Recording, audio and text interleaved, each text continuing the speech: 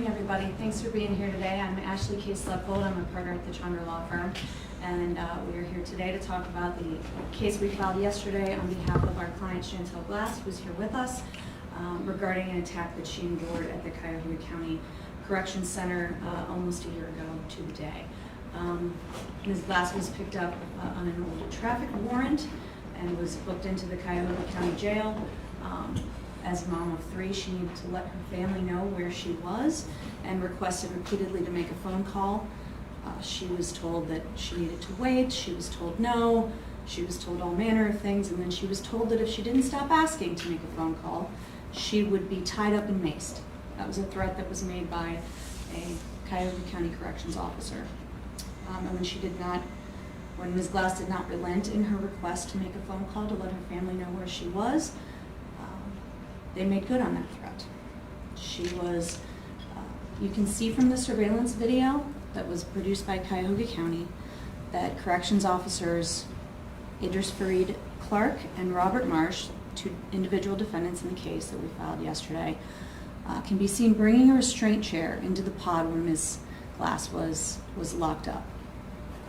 And you can see, before they even bring her out of the room, you can see Sergeant Clark shaking the can of pepper spray before they even bring her into the room where out into the outer pod where they've got the restraint chair.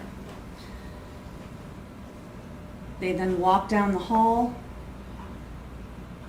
or walk down to the cell where she's being kept. They take her from the cell. She cooperates. You can see on the video, she cooperates. She's handcuffed, cooperates in walking down to the restraint chair, follows their instruction to sit down in the restraint chair.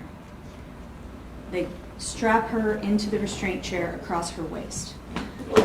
Defendant Marsh then pulls up on her wrists from behind to remove her handcuffs, yanks her wrists up, pushes her head forcefully down into her lap. Again, all visible on the video. And at which point they remove the handcuffs, they strap her left wrist, her left shoulder, her right shoulder, and her right wrist to the restraint chair. She is now immobile. She's unable to move. She is in the restraint chair.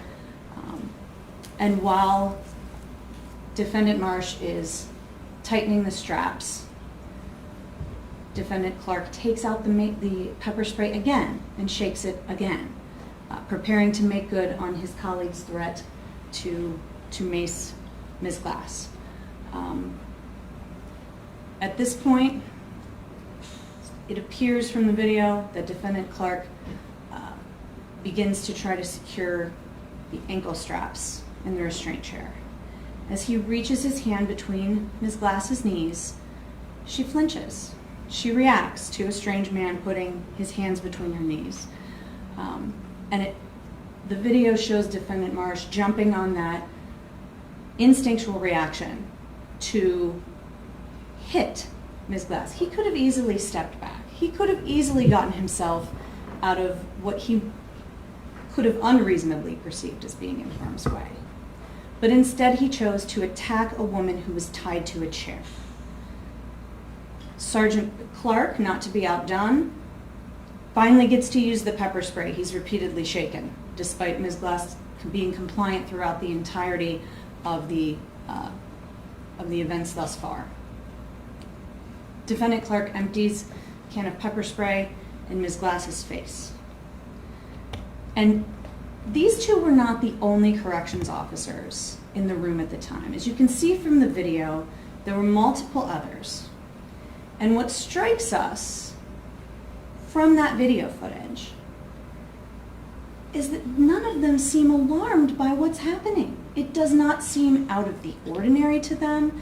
It seems as though they are used to this sort of ritual, that this is part of what they see every day. This kind of torture is something that is entirely unremarkable in their work at the Cuyahoga County Jail.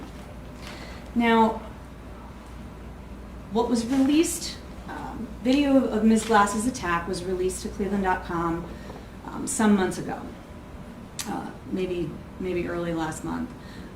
We had requested this video from Cuyahoga County several months earlier. It was not produced to us. When the first video was released, showing the surveillance video, the stationary surveillance video from behind that has no sound.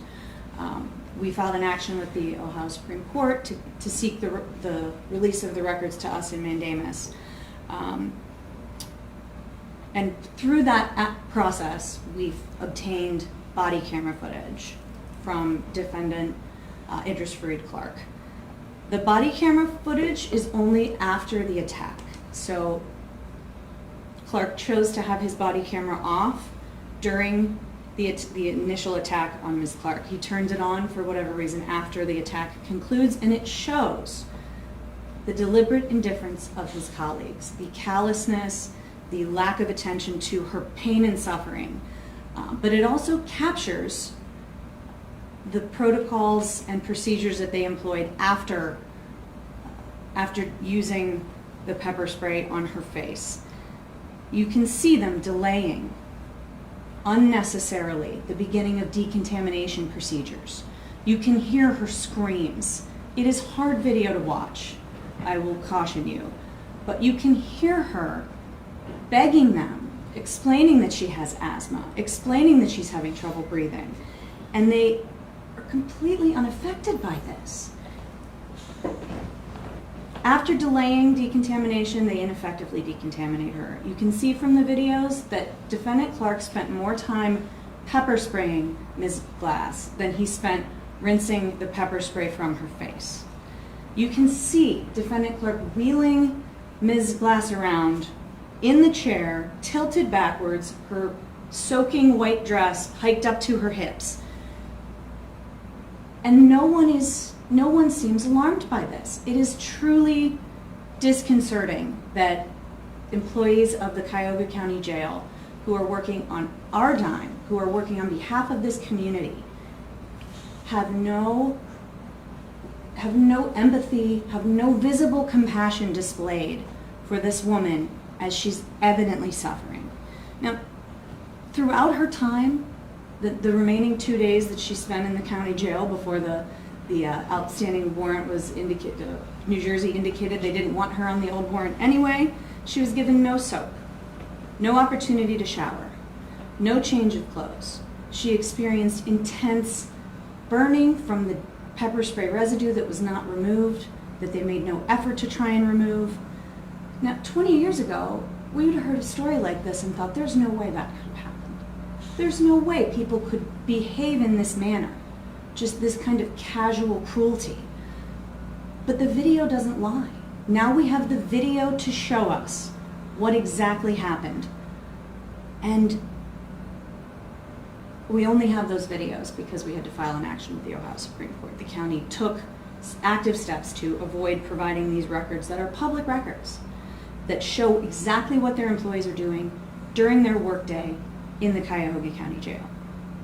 Now we can see, because of the videos like this, because of this great evidence of exactly what happened. We don't have to believe he said, she said. We don't have to trust the credibility of any particular witness.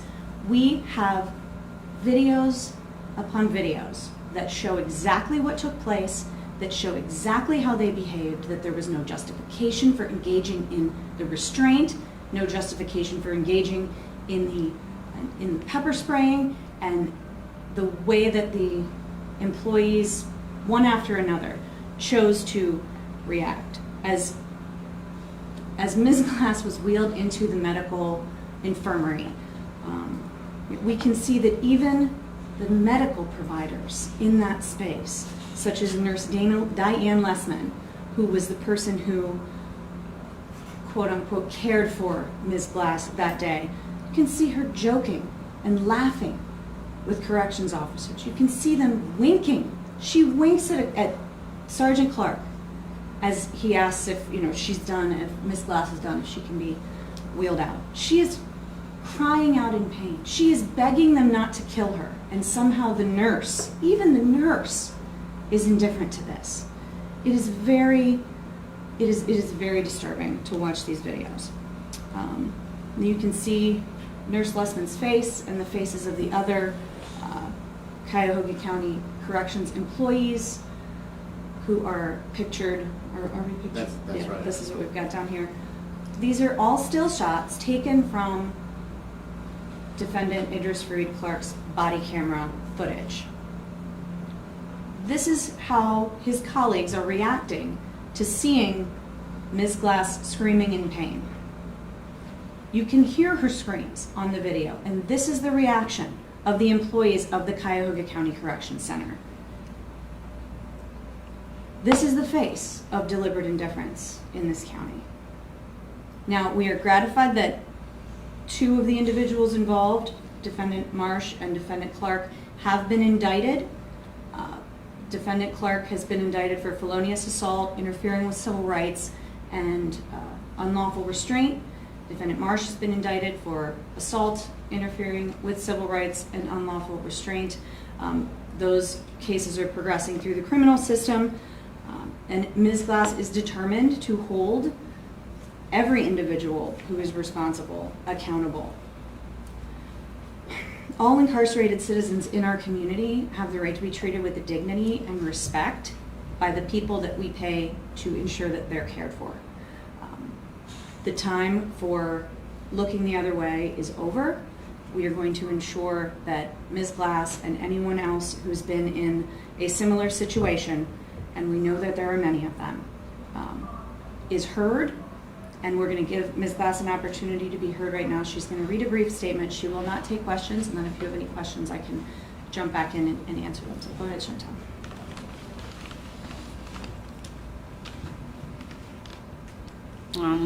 I really don't know where to start at. I just thank God, and I'm happy that I'm able to stand in front of you guys and tell my story. To stand up for everyone who's been abused by the Cuyahoga County correctional officers. All I want is justice and peace. But I do think about July 16, 2018 every day. Like, what if I would have stopped breathing in that restraint chair? Why did they do this to me? I sat in that chair that day and prayed over and over again that I wouldn't die. I have 3 beautiful children to live for. And I just thank God that I'm alive and able to seek justice against these correctional officers. Thank you. Any questions? When, and you, maybe you've named this before, but seeing that video is difficult to watch. Did you get to watch that video? And how difficult was it for her? I mean, I think all of us, anyone who watches the video, and I encourage anyone to watch it through from start to finish. So what you'll see, we've got copies of the full body cam video for you to take with you. And unlike the still surveillance shots that are soundless, you can hear it, and it's even hard for me to think back. I mean, and I didn't live it at the time, so we can only imagine the kind of screams that you hear. There are very few things in life that lead to those kinds of screams. And the way that the corrections officers didn't even react to the way that she, just the evident pain that she was in, that did not seem to trigger any sort of compassionate reaction from the people milling about, people peeking into the closet where they took her to squirt her with the hose. And you can see all of this in the body cam because it's Defendant Clark who is haphazardly administering the hose to decontaminate Ms. Glass. You can see them take her into a mop closet. You can see them delay for no reason, just standing around for a period of time before even beginning the process of reading an administrative warning that that's apparently part of their protocol for beginning the decontamination process. It seems entirely unnecessary after spending time walking down the hall, coming up the elevator, going down the hall, that they would then decide to begin a recitation of an administrative warning about, we're gonna hose you off now. Doesn't seem to be the best way to ensure that people, even if pepper spray was necessary, which it clearly was not in this case, even in cases where it was necessary, there's no reason to unnecessarily prolong the suffering, to fail to appropriately flush out someone's eyes, to fail to appropriately do these things. And I'd encourage anyone to watch the video start to finish and feel the emotional reaction that anyone with an ounce of compassion is going to feel, because you see someone in agony, and you see someone that no one's trying to comfort, that no one's trying to help, that the indifference to her pain is palpable, and it's very painful to watch. Robert Marsh, in his disciplinary hearing, claimed, when I was securing her left leg, she said, "If you touch my leg, I'm going to kick you." She lifted her right leg. I pushed her in the face. I did it because there isn't a lot of places to use force on a female. I didn't know if she was pregnant. Do you buy any of that? I do not buy any of that. You can see from the video that she didn't try and kick him until he hurt her. I mean, the reaction, the minor movement that Ms. Glass engaged in when a male stranger put his hand between her knees is not unreasonable for a woman to react in an instinctual, mild flinch to that kind of physical contact. I think they're trying to make excuses for conduct that they've gotten caught engaging in, that apparently for the first time they're being held accountable for. You can see from the video that this is not something that this was new to this group of people. Just their reactions lead to that inevitable conclusion that this is a ritual of torture that they engage in time and again.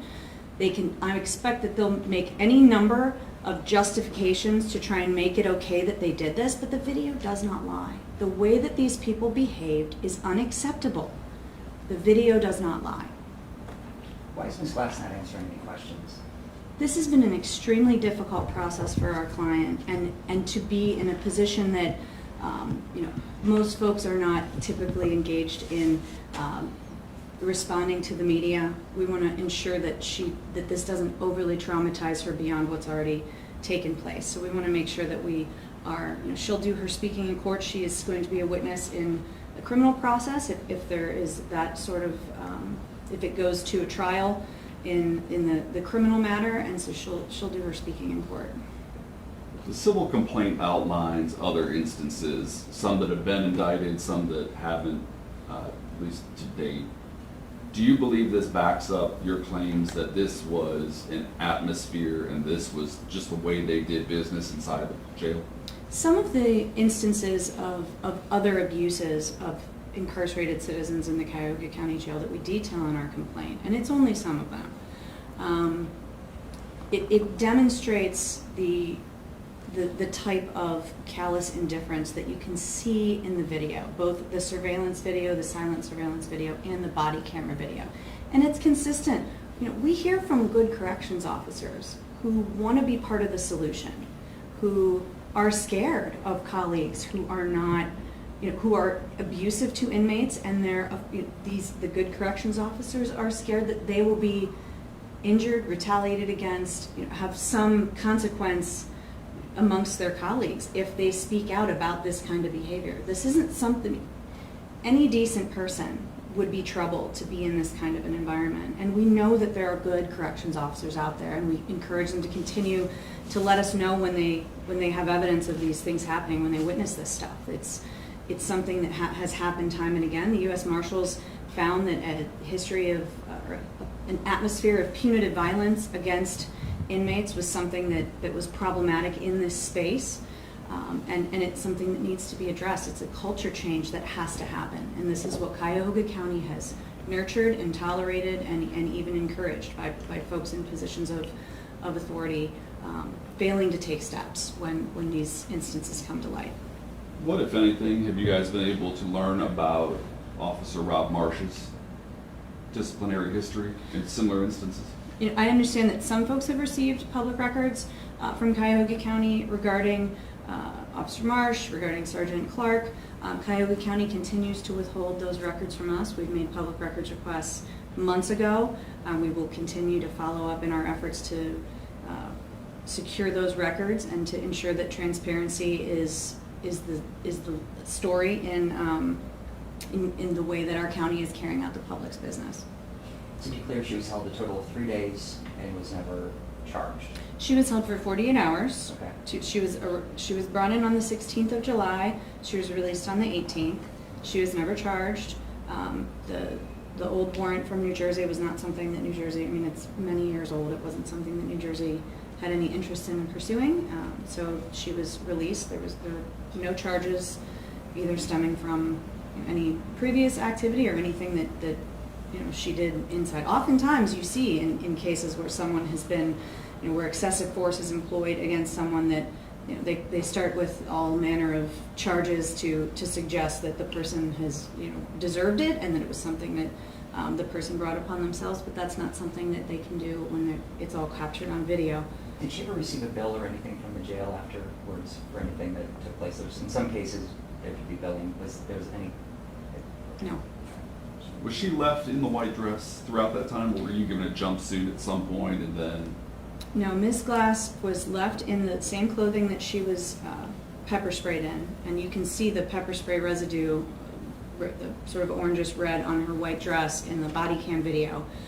She was left in that dress through the time that she was released. She was denied, despite her repeated requests, she was denied the opportunity to shower or change clothes. She was left in those burning, soiled clothes throughout the Was she ever stay. able to make a phone call at any time after this? I believe that was it the second day? It was the second day that she was finally permitted to make a phone call. And she had 3 children She has 3 children. that were worried about where she was.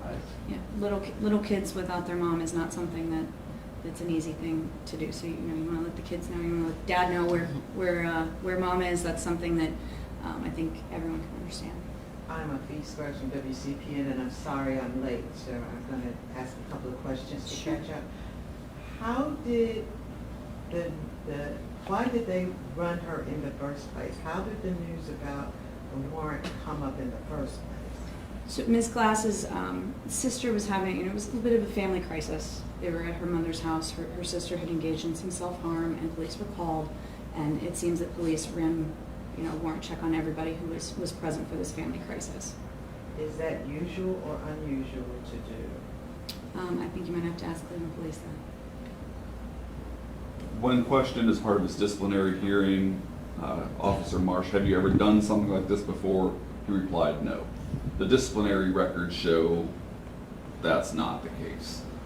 Do you believe that illustrates problems with his answers to other questions as well? In his recollection of what happened that evening? I am pleased to have a video that shows exactly what happened that evening so that we can, we don't have to rely on Officer Marsh's word. We don't need to rely on his word, particularly where it contradicts the video. The video is very clear regarding what happened. And I imagine that Cuyahoga County's continued withholding of his full personnel file, despite our long-standing public records request, might be part of his incorrect answer, his inaccurate answer, truthful or otherwise, may be part of the reason that we're not seeing those records, despite the clear obligation to provide them under Ohio Public Records Law. How long have you requested? Since April, we've been waiting. You said the body cam cut in and out. Was that the body cam worn by one of the gentlemen who was indicted? The body camera footage is from defendant Idris Fareed Clark, who is the one who employed the pepper spray. He did not turn on the body camera until after completing the attack. So the body camera footage begins as they wheel Ms. Glass out of the pod, down the hallway to the elevator to go up to the 6th floor to go to the mop closet to be hosed briefly. The camera doesn't, as far as I know, the camera doesn't cut out from the time he turned it on through the time that they closed her away in the isolation room alone for several hours. You put up pictures of 8 people. To the best of your knowledge, how many of them are still employed at the jail? All but. What pictures are you talking about? The faces? So the 3 of those are photos of Diane Lessman, who is a nurse. The 3. Okay. On the bottom right. Right, so those are photos that are captured on defendant Clark's body camera, just still images pulled out from that live footage, or from that video footage. Got it. I do not know the identities of some of those individuals. We will find that out in discovery, and we will be able to determine whether or not they're still in a position to be interacting with the incarcerated citizens in our jail. Surely, it's disturbing to watch this many people in positions of authority fail to intervene when someone is being abused for no reason. That there wasn't a reaction to the violence. No shock, no alarm, no surprise. The way that any of us would react if we saw someone just being brutalized. You would expect to see some change of expression at the very least, some behavior indicating that this was something that struck you as wrong. You don't see that throughout the body camera video, and it's striking.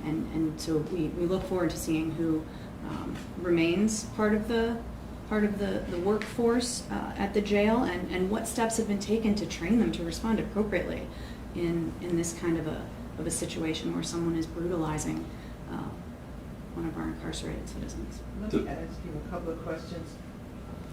The footage that you got came from body cam and overhead, right? Correct. Okay.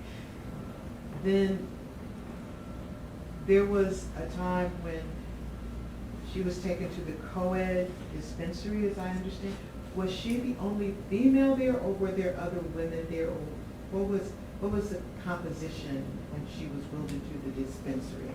My understanding, if you're talking about the infirmary, my I'm understanding, sorry, yeah. the infirmary. I think it's called both things. I think it's colloquially referred to as the infirmary. You can see, which I believe is a co-ed space, as she's wheeled into the infirmary, you can see at least 3 gentlemen in orange jumpsuits who we presume to be incarcerated citizens. You can see also a number of corrections officers sitting at desks along the one side of that wall. And that's where the nurse was. But was no other located. ladies? I did not see any incarcerated women, if that's your question. Yes, Yeah, I'm sorry. you can see 3 gentlemen, but no other women in that space beside the nurse. And I think there may have been one other employee who briefly appears in the video. Did the court order the release of the body cam, or did the county then comply once you went to the court? Once we filed the petition for writ of mandamus with the Ohio Supreme Court, then the county began voluntarily complying before the matter was even referred for mediation, which is common in petitions for writ of mandamus. The Ohio Supreme Court routinely refers those to mediation. They have an excellent mediation program and are typically successful at being able to negotiate voluntary compliance by the public office. Here, Cuyahoga County simply began providing the records. And one thing that I think is noteworthy is that we had made a request for on behalf of Ms. Glass for videos of her, and the county turned over only one overhead surveillance video to Cleveland.com before providing it to Ms. Glass. And it's my understanding that Cleveland.com still hasn't received the body camera video. So the process by which Cuyahoga County is making decisions about how and when and to whom to release what information, is something I'd encourage you to follow up with them on. Why isn't it uniform that when someone makes a public records request, you provide the responsive records, no matter who it is that's asking, and you do it promptly as the statute requires, instead of requiring people to jump through hoops and follow up. That's not the way this is supposed to work. Has your client testified before the grand jury, either state or federal? We'll not talk about any grand jury participation at this point. You talked about the atmosphere within the jail. How high up do you think the responsibility for the creation of that atmosphere goes? I think that's something that we look forward to exploring in discovery. At this point, given the, I can point to things in the community, seeing the way that County Executive Armin Budish secured the retaliatory firing of Nursing Director Gary Brack at the county jail when he publicly advocated at a council meeting for better care of the inmates under his care. Within days, he was out. And that is something that suggests to me that this is not a low-level employee kind of problem, that this is an atmosphere that potentially runs all the way up to our highest elected officials, and those are the folks that we expect to be taking steps to make sure that this doesn't happen. If this is not what they want, if our elected officials don't want people being abused in the jail, they have the power to take steps to deal with it and to make sure that it doesn't happen. So unless we see those kinds of steps, then I think we can assume that this is consistent with the way that our elected officials see this jail running. Have you been frustrated by the pace of change across the street in the jail? Well, as someone who spends her life bending the arc of the moral universe toward justice, I can tell you that I'm always frustrated with the glacial pace of change. But as more and more people are willing to come forward, both people who are victims of this behavior and people who are witnesses to it, the good corrections officers I was talking about, as well as prosecuting attorneys being willing to hold these corrections officers accountable. This is something that we didn't see a number of years ago, where this kind of behavior wouldn't be something that you'd see the corrections officers charged. We see that now, so I do see some hope, and we see our efforts on the civil side as being coextensive with the change that can be brought about by employing the criminal process to make sure that people are being held accountable. Do you feel that Ms. Glass putting a face to this is going to lead to an onslaught of people doing exactly what she did, coming more forward? I hope that everyone who has been a victim of brutal and needless violence, whether in the Cuyahoga County Jail or elsewhere, feels empowered to tell their story and reach out to see that if justice can be done and how that can be brought about. We're better than this as a people, as a community. Cuyahoga County deserves better than people being brutalized when they're supposed to be under the care of our county government. Right. So no further questions. Thanks, everybody. We appreciate your time. We do have copies of the body camera video that we can distribute to you on disc. If you've got any further questions, let us know. Which one's that side?